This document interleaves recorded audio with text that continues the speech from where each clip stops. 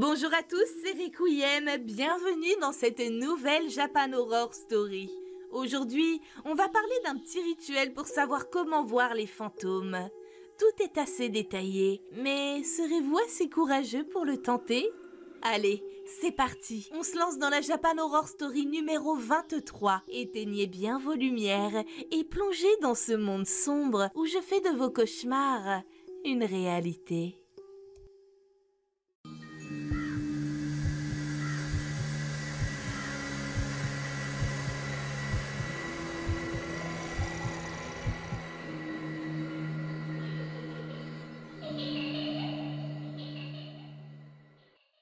Salut à tous, moi c'est Eiji Goto, j'ai actuellement 28 ans et je vis seule dans la ville de Toyonaka. C'est une municipalité du Japon qui fait partie de la préfecture d'Osaka. Je dirais que c'est quand même une assez petite ville comparée à notre capitale de Tokyo. J'ai toujours vécu des jours très paisibles dans cette ville. J'ai toujours vécu dans celle-ci de toute manière et je ne souhaite pas déménager. Tous mes souvenirs d'enfance s'y trouvent. Je fais partie de ce genre de gens qui n'aiment pas le changement. À mon âge, évidemment, j'ai déjà mon propre appartement. Même si ça fait peu de temps, j'avoue. Je suis partie à l'âge de mes 26 ans de chez mes parents. Je dirais pas qu'ils m'ont virée, mais ils m'ont bien fait comprendre qu'il était plus que temps que je prenne mon envol et que je bâtisse ma vie par mes propres moyens. C'est une chose que je peux comprendre, mais vivre seule n'est pas chose aisée pour moi. J'ai pas vraiment de réels amis avec qui sortir. Mes seuls contacts sont sur Internet. Et pour ma petite amie... n'en parlons pas, j'en ai jamais eu. Je suis bien trop timide pour approcher une fille. C'est dommage, j'aimerais bien avoir une petite amie, au moins elle me tiendrait compagnie chez moi. Pour le moment, ce sont mes parents qui payent le loyer de mon appartement. Je n'ai pas vraiment de travail.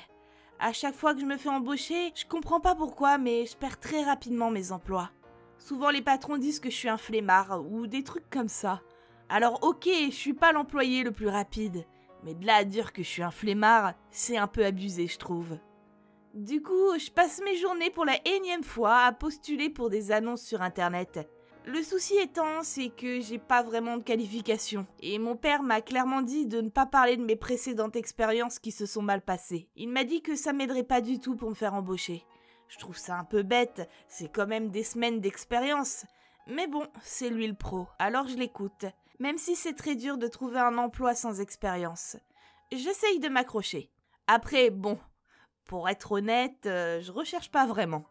En fait, pendant mes recherches, ça m'arrive fréquemment de me perdre sur Internet.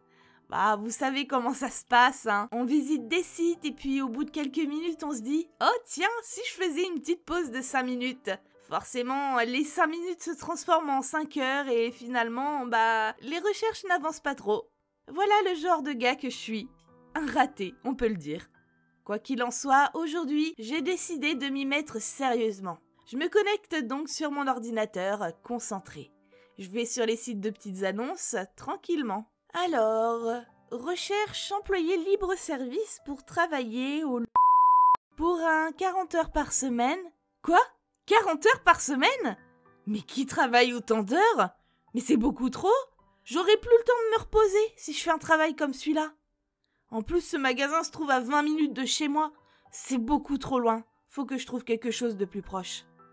J'ai donc réduit la distance entre chez moi et les lieux de travail. Ok, il n'y a plus qu'une annonce. Recherche vendeur en boulangerie pour un 15 heures par semaine. Débutant accepté. Oh, mais c'est parfait ça ! 15 heures par semaine, c'est exactement ce qu'il me faut. Par contre, boulangerie ? Faut pas se lever genre hyper tôt pour ça ? Vas-y, je laisse tomber. Après ces nombreuses recherches infructueuses, j'ai décidé de m'effondrer sur mon siège, complètement désespérée. Y a rien qui me va. Je vais jamais trouver un travail, ça me saoule. Bon, j'ai quand même passé 10 minutes à faire des recherches. Je mérite bien une petite pause, ouais. Je me suis donc redressée pour regarder mon écran d'ordinateur. Il est à peu près 22h et je décide donc de traîner un peu sur le net, histoire de m'occuper un peu l'esprit après toutes ces épuisantes recherches. De toute façon, faire des recherches à cette heure-ci ne pourront me mener à rien. Je décide de retourner sur le groupe Facebook sur lequel je traîne la plupart du temps. C'est un groupe lié à tout ce qui est paranormal. J'adore ce genre de contenu. Et même si souvent je sais que les gens truquent leur image pour faire croire qu'il y a des esprits, c'est un des sujets qui m'intéresse le plus. Je me suis donc connectée sur mon profil et je me suis rendue directement dans le groupe. J'ai loupé plus de 25 publications. C'est un groupe très actif qui comptabilise plus de 5000 membres, donc il y a des centaines de publications par jour. Et je refuse d'en louper une miette. Je me mets donc à lire les publications et je suis tombée sur ce post intéressant. Le gars qui a publié ça explique que c'est une histoire qui traîne sur le web. Il avait mis le lien de la page. J'ai donc cliqué dessus pour voir de quoi il s'agissait. C'était une page qui expliquait comment voir les fantômes. En gros, les explications étaient énumérées comme un rituel à faire. J'ai vraiment trouvé ça cool, et comme j'ai envie de me changer les idées et que le paranormal me passionne, c'est vrai que j'ai directement décidé d'essayer ce petit rituel. Alors, le premier point explique les ingrédients dont on a besoin pour l'effectuer. Il faut donc du sel, un bandeau noir et un couteau ou quelque chose qui coupe. Bon, très clairement, je possède au moins le sel et le couteau. Mais le bandeau noir, je suis pas vraiment sûre. Je me suis donc levée de ma chaise pour aller fouiller un peu dans mon armoire, voir si j'en avais pas un qui traîne. Et bingo, j'en ai bien trouvé un. Je me rappelle que je l'avais acheté il y a longtemps, quand j'étais encore au lycée. Je suis vraiment contente d'avoir tous les ingrédients nécessaires pour effectuer ce rituel. Le deuxième point explique comment procéder. Déjà, il est spécifié qu'on peut démarrer le rituel uniquement à 2h du matin et qu'il faut absolument éteindre toutes les lumières puis se couvrir les yeux avec le bandeau. Je m'exécute donc, éteins toutes les lumières de mon appartement, puis attache le bandeau derrière ma tête. Le rituel précise donc qu'il faut mettre un peu de sel dans la main gauche et garder l'objet tranchant dans la main droite. Bon, bah c'est parti. Le troisième point précise qu'il faut fermer la porte d'une pièce vide et toquer 3 fois en demandant s'il y a quelqu'un. Cette action est à réitérer encore une fois. Donc je m'exécute, retoque 3 fois d'affilée et repose la question. Est-ce qu'il y a quelqu'un ? Pour finir, il faut réexécuter la même manipulation. Je toque donc une dernière fois 3 fois à la porte. Est-ce qu'il y a quelqu'un ? Le site explique que si on n'a pas de réponse, la phrase à dire est la suivante. Si c'est pas le bon moment, je vais attendre que tu sois prêt à sortir. Je m'incline donc face à la porte, yeux toujours bandés, par signe de respect, et je décide de toujours, sans enlever le bandeau de mes yeux, de retourner dans ma chambre. Je m'assis en tailleur et je commence à patienter que le fantôme montre le bout de son nez. Le rituel précise explicitement qu'une fois le rituel entamé, il est impossible pour l'utilisateur de retirer le bandeau, de bien garder le sel dans sa main et de garder le couteau empoigné avec la seconde. J'ai donc attendu comme ça, sans rien. Concrètement, je pourrais pas vous dire combien de temps est passé, mais le fait d'attendre juste comme ça, et en plus sans rien pouvoir voir, c'est d'une part très frustrant, mais ça a aussi une part très effrayante. J'ai commencé à imaginer un tas de scénarios dans ma tête. Et si le fantôme ne se manifeste pas, mais qu'au moment où je retire mon bandeau, il est juste devant moi ? Ou pire encore, est-ce que pile à ce moment, c'est pas une réelle personne qui pourrait être juste devant moi ? C'est complètement terrifiant de penser à ce genre de choses. J'ai l'impression de devenir totalement paranoïaque. Soudainement, tandis que je suis plongée dans mes pensées glauques, j'entends un bruit qui me fait figer. C'est le petit clic de ma poignée de porte. Je l'entends qui s'ouvre dans un grincement lent. Est-ce que ça a fonctionné ? Mon corps commence à trembler de façon instinctive. Je tiens le couteau bien fermement et je décide de retirer immédiatement le bandeau. Il faut que je voie ce que c'est. Maintenant ! Je fais mon possible pour détacher le bandeau le plus vite possible. Oh non, putain, j'arrive pas à le retirer. La panique prend le dessus sur moi. Sans rien voir, je suis complètement sans défense. Après quelques secondes à me débattre pour l'enlever, je réussis finalement à dénouer le nœud derrière ma tête et je m'empresse de jeter le bandeau par terre. La goutte au front, je regarde la porte qui est ouverte face à moi. Y a personne. Je regarde la pièce autour de moi, je vois strictement rien. Je me lève et sors de ma chambre. Mes pas sont lourds et j'entre dans le couloir près de la porte où j'ai toqué plusieurs fois tout à l'heure. Une atmosphère étrange règne à ce moment précis. Cette porte, qui auparavant était bien fermée, se trouve maintenant à demi ouverte. Je ressens à cet instant une peur intense en moi. Je suis pas du genre froussard d'habitude, mais là, je sais que quelqu'un ou quelque chose a entrouvert cette porte. Elle était bien fermée juste avant. Je m'en approche prudemment et jette un coup d'œil à l'intérieur. La pièce est vide.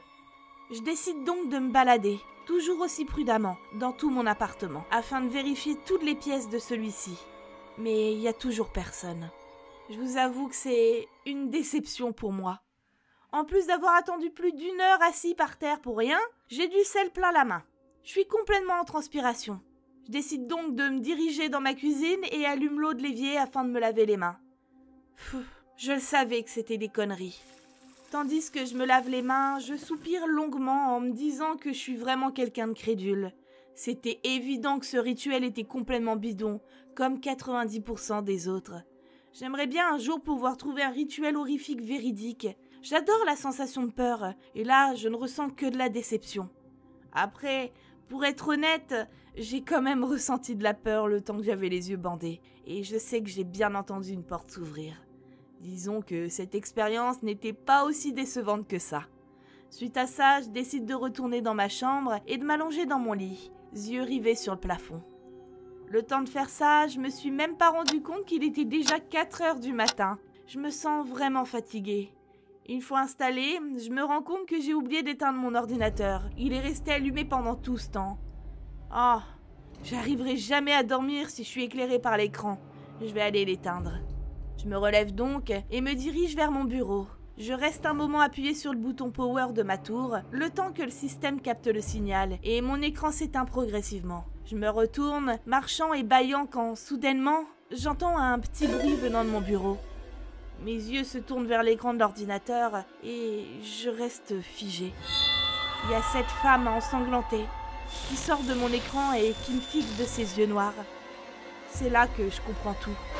Le rituel précisait qu'il fallait que toutes les lumières soient éteintes.